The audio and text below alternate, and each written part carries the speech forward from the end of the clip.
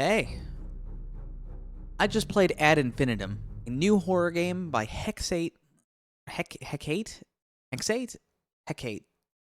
Hecate Studios, a Berlin. space development company, and this is actually their very first video game from what I can tell. And I want to talk about it, because it's a very interesting video game. To start off, this is a World War I themed horror game. To give a spoiler-less summary of the plot, you play as a German soldier in World War I who comes from a rich family, but you're not really sure who you are. The game consists of going around your mansion, discovering your family's past, as well as being inside of the trenches and dealing with the horrors within. The game looks fairly good. I wouldn't call it the best looking game I've ever played, but it is a fairly good looking game as long as you don't look at the first person gun.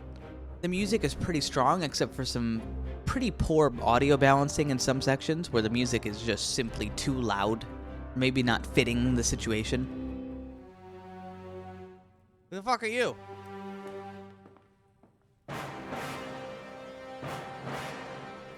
What the fuck's with the music? It's a very good looking and interesting game, just all around.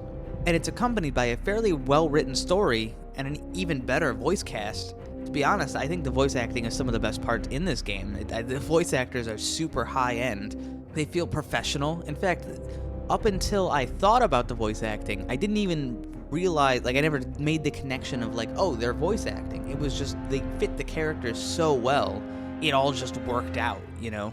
I think that's really impressive.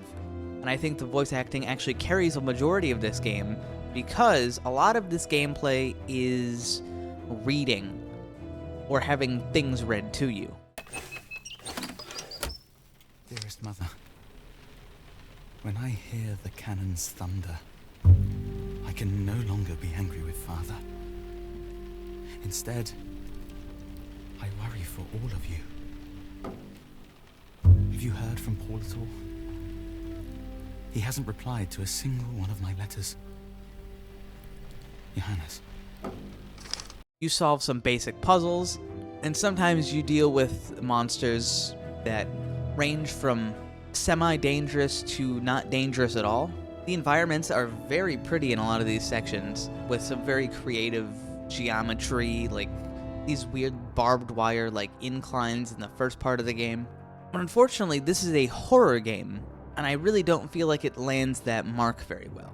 Not to say this game is a failure, but I feel like they really missed the beat on the make the game scary part. I also think there was a significant lack of World War I theming, which may surprise you, but other than being in trenches and the time period, there's really not much in this game that says, hey, you're in World War I beyond the prologue. You know, you solve puzzles and there's mustard gas and you're in a war, but that's kind of it.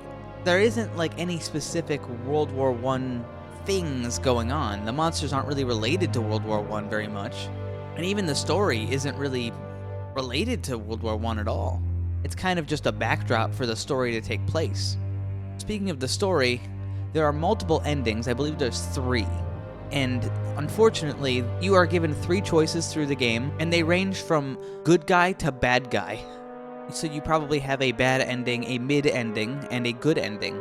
I got the mid ending because I didn't pick the green recorder instead of the red recorder. Now keep in mind, there was no context for this choice. Actually, for any of the choices, really. You just did it. It was simply just make a choice, green or red, and that was the bad one. However, I would like to give some credit. I did pick the recorder with the barbed wire on it instead of the one that's really friendly, so I guess I made my bad choice, but still, it feels very arbitrary. They even give you this prompt that says, your actions will have consequences, but then it's just kind of red or green. That's basically all 3 of them, is just which one, and then you do the one and then it's over. I think the game is pretty strong in the areas that they should have leaned to, and the areas that the game is actually advertised in, I feel, are their weaker areas. Regardless, I think this game is very impressive, and I hope whatever the studio does next is a lot stronger. I think there are some lessons that they can learn from this to create a very good game. Because I can see the potential in this, it's just not all there. and I'm hoping for the best. I hope you enjoyed. This is a pretty small video. I just felt like trying something different, and if you guys like it, let me know, and if you don't, well, oh well, I guess. We'll see. Bye. Like, comment, and subscribe.